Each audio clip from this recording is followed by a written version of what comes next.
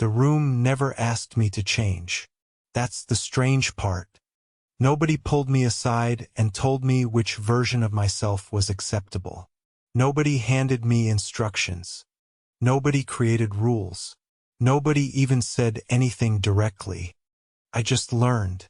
I learned from the pauses, the hesitation, the confused expressions, the questions that sounded innocent but never felt innocent, the assumptions people made before I even opened my mouth, the subtle feeling that every conversation carried an invisible test, a test I didn't know I was taking, a test I didn't know I was failing.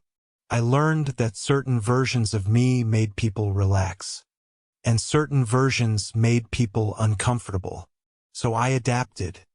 At first, it felt harmless, almost intelligent, like social awareness, like emotional maturity, like knowing how to navigate different environments. But looking back, that wasn't what was happening. Looking back, I wasn't adapting to connect. I was adapting to avoid friction. And there is a difference, a huge difference. Connection requires honesty. Friction avoidance requires performance. One brings people closer. The other teaches you how to disappear without anyone noticing. And that process started long before I understood what bisexuality even meant. Because growing up, the world seemed obsessed with certainty. Everyone wanted answers. Everyone wanted categories. Everyone wanted things to fit neatly into boxes. The problem was that my experiences never felt neat. My feelings never felt neat. Nothing about the way attraction worked inside my head felt simple. But simplicity was what people seemed to want. Not complexity. Not nuance. Not contradiction. Simplicity. And eventually I learned something dangerous. When people don't understand complexity, they often treat it like confusion. When people don't understand fluidity, they treat it like inconsistency. When people don't understand uncertainty, they treat it like dishonesty. That realization changes the way you move through the world. Quietly, slowly, without you noticing, you begin editing yourself before anyone asks you to. You begin simplifying yourself before anyone demands it. You begin becoming easier to explain, because being explained feels safer than being questioned. That changes people. Changed me. Years passed before I noticed what was happening. By then, adaptation had become automatic. I wasn't making conscious decisions anymore. I wasn't thinking. I was predicting. Predicting reactions. Predicting assumptions. Predicting misunderstandings. Predicting discomfort. Walking into a room became an exercise in emotional calculation. Who is here? What do they believe? What version of me will feel easiest for them? What version creates the least resistance? What version requires the fewest explanations? The brain becomes incredibly efficient at answering those questions. Too efficient. Eventually it starts happening before you're even aware of it. The adjustment happens instantly, like muscle memory, like breathing, like survival. And that's when adaptation becomes dangerous. Because survival mechanisms don't feel dangerous while they're working. They feel useful. They feel intelligent. They feel necessary. That's why people keep them. That's why people defend them. That's why they become part of identity. The most destructive coping mechanisms are often the ones that solve problems. At least temporarily. And becoming whoever the room needed me to be solved a lot of problems. People liked me. People felt comfortable around me. Conversations flowed smoothly. Conflict became rare. Everything looked successful from the outside. But something strange was happening underneath. Every version of me was being rewarded. Except the complete version. That version rarely appeared. The complete version was too complicated, too difficult, too unpredictable, too vulnerable. So pieces of me got distributed across different environments. Family got one version. Friends got another. Dating got another. Online life got another. Queer spaces got another. Straight spaces got another. Every room received a different fragment. And eventually I started noticing something unsettling.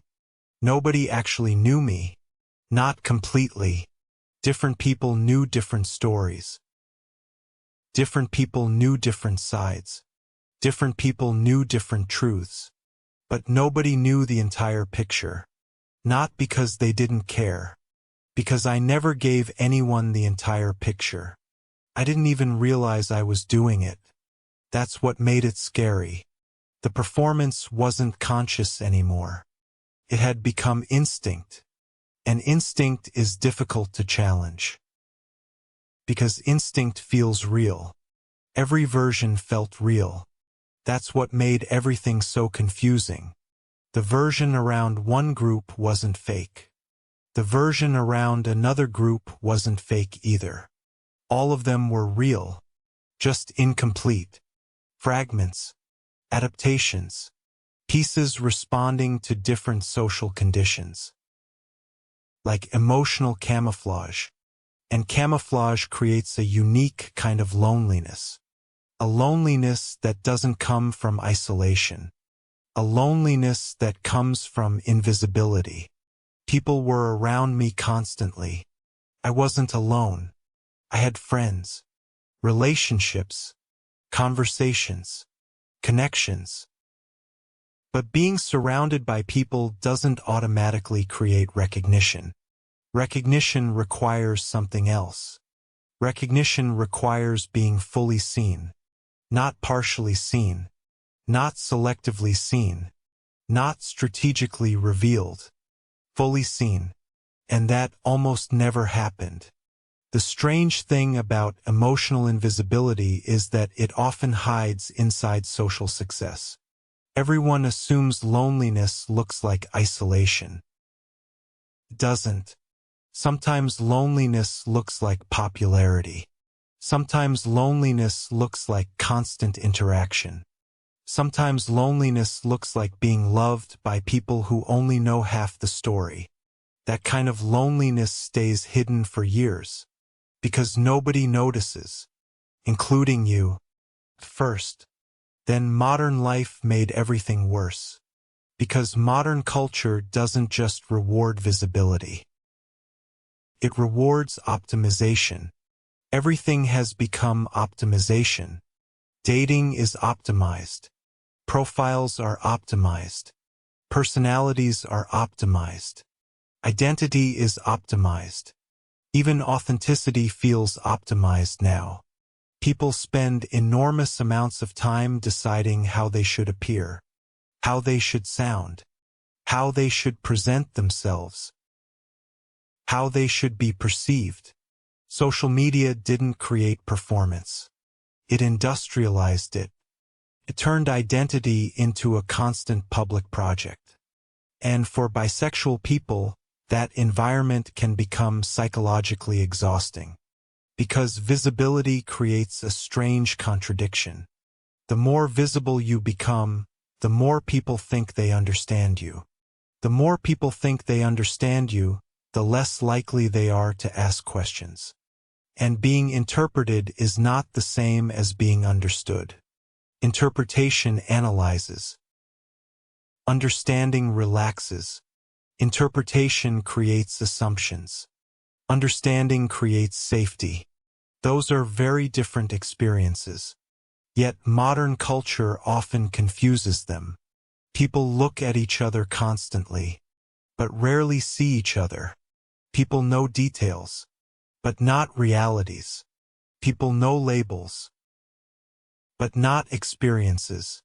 People know identities, but not emotional histories. And living inside that gap creates emotional fatigue. The fatigue of constantly translating yourself. The fatigue of constantly correcting assumptions. The fatigue of constantly managing perception. Eventually you stop waiting for misunderstandings. You anticipate them. That's where hypervigilance enters. Hypervigilance isn't always obvious. It doesn't always look dramatic. Sometimes it looks like preparation. Sometimes it looks like awareness. Sometimes it looks like emotional intelligence. But underneath, something else is happening. The nervous system becomes obsessed with prediction. Constant prediction.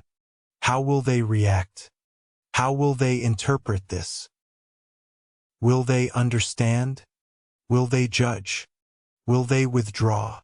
Will they change their opinion? Will this make things awkward? Those questions begin running automatically.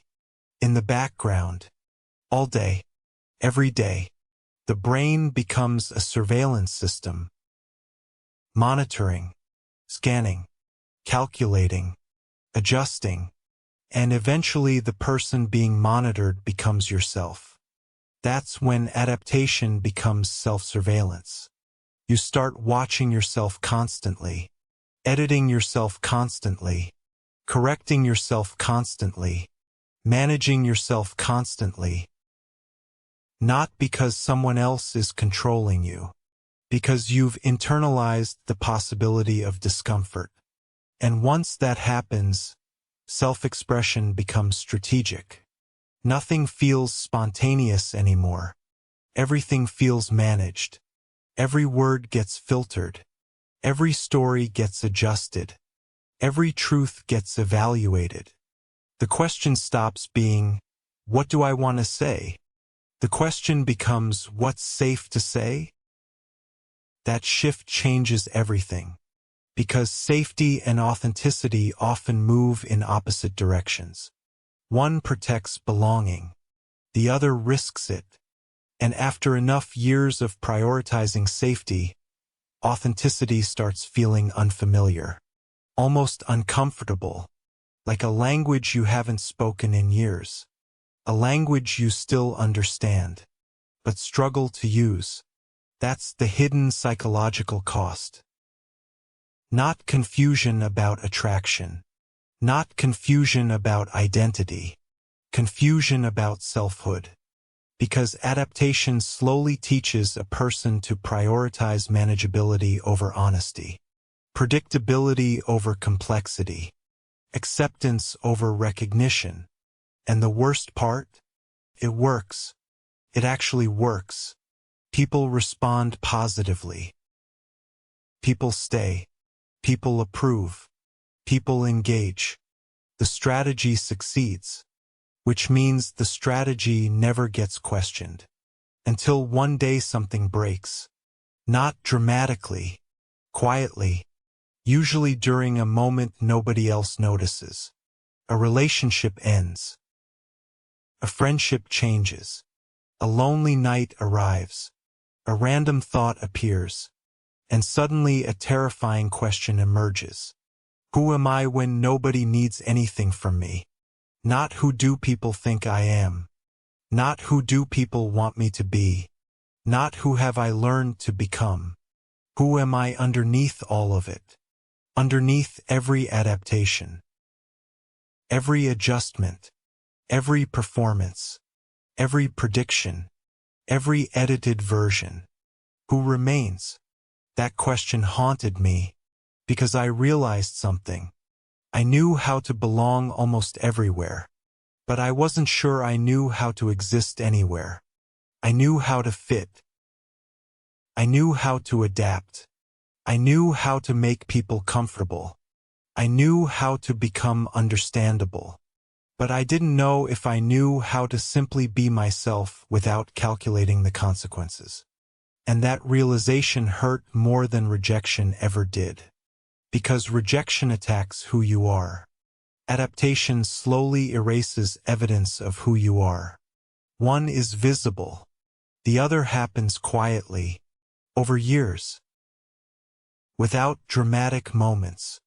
without obvious trauma, without anyone noticing, including you, until one day you look back and realize you've spent years becoming emotionally convenient, years becoming understandable, years becoming acceptable, years becoming manageable, and somewhere along the way you stopped asking whether you felt known. The deepest human desire isn't attention. It isn't validation. It isn't approval. It's relief. Relief from performing. Relief from managing perception. Relief from editing yourself. Relief from becoming different versions for different audiences. Relief from constantly translating your existence into something easier for other people to hold. That's what I wanted. Not approval. Not acceptance. Rest. Emotional rest. The kind that comes from being fully visible. The kind that comes from no longer monitoring yourself. The kind that comes from no longer calculating every interaction. The kind that comes from entering a room and realizing nothing needs to change. Not your voice. Not your story.